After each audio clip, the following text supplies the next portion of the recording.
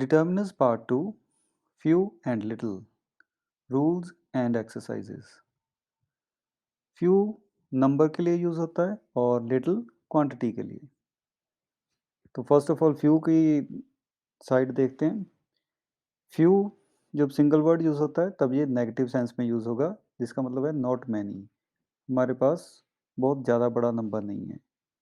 A few positive sense में use होगा, affirmative sentence में यूज़ होगा। इसका मतलब है कुछ ना कुछ है, कुछ ना कुछ नंबर है। एंड द फ्यू नेगेटिव और अफर्मेटिव दोनों में होगा। इसका मतलब ये भी बहुत बड़ी मात्रा नहीं है, पर देयर इज़ समथिंग। और जो लिटिल है, इसी तरीके से लिटिल नेगेटिव सेंस में यूज़ होगा कि क्वांटिटी इनफ नहीं है।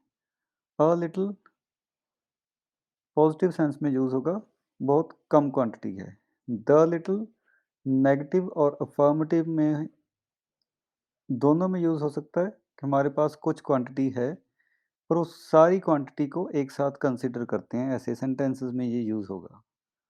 तो एग्ज़ाम्पल्स देखते हैं, वहाँ पे ज़्यादा क्लैरिटी होगी। पहले फ्यू के examples. He had few ideas to write an essay. अगर इसकी जगह पे फ्यू नहीं होता इस सेंटेंस में, तो हमारा सेंटेंस होता he had ideas to write an essay. उसके पास आइडियाज़ थे राइट करने के लिए एसे को।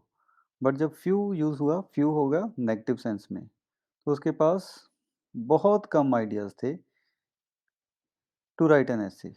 मतलब वो ऐसे लिखने के लिए बहुत कम आइडियाज़ थे, तो ऐसे मतलब लिखना पॉसिबल नहीं था। Second, he had a few ideas to write an essay. उसके पास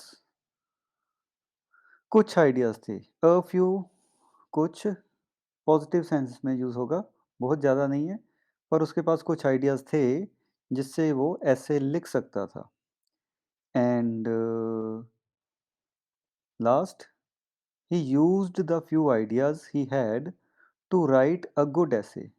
उसके पास जितने भी बहुत कम आइडियाज़ थे, पर जितने भी थे, the few ideas he had, उसको उसने बहुत अच्छे तरीके से यूज़ किया to write a good essay.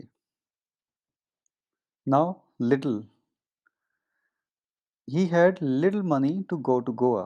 उसके पास बहुत कम पैसा था गोवा जाने के लिए।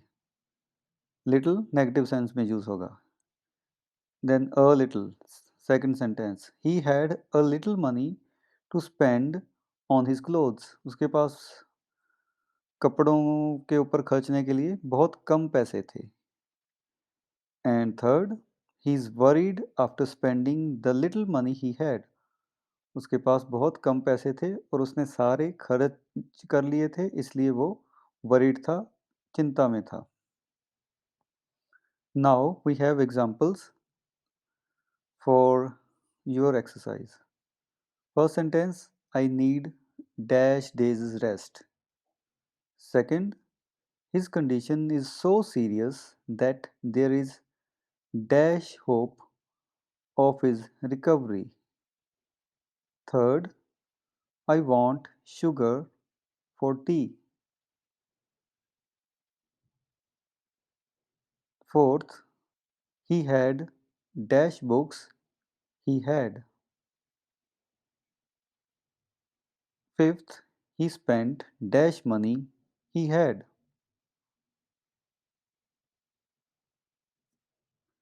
तो फर्स्ट सेंटेंस का answer, I need a few days rest. मुझे कुछ दिनों की रेस्ट चाहिए। Second, his condition is so serious that there is little hope of his recovery. Recovery की होप कम है, लिटिल है, बहुत कम उम्मीद है। I want a little sugar in my coffee. थोड़ी सी शुगर चाहिए कॉफ़ी में, a little. He read the few books he had. उसके पास बुक्स कम थी, पर जितनी भी थी उसने सारी पढ़ ली, द फ्यू बुक्स।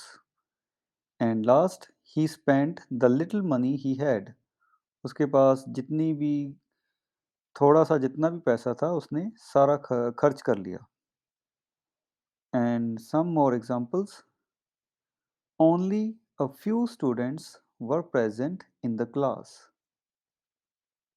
बहुत कम बच्चे थे क्लास में। Second, hurry up, we have a little time left. हमारे पास बहुत कम समय है।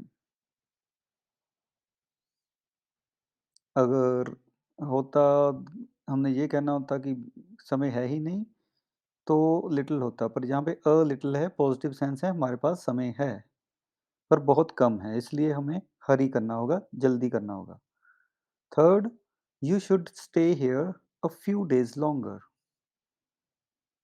A few days कुछ और दिन रुकने के लिए कह रहे हैं इसमें। और last sentence, he is a fool and has little sense. Little मतलब बहुत कम अकल की बात करता है वो।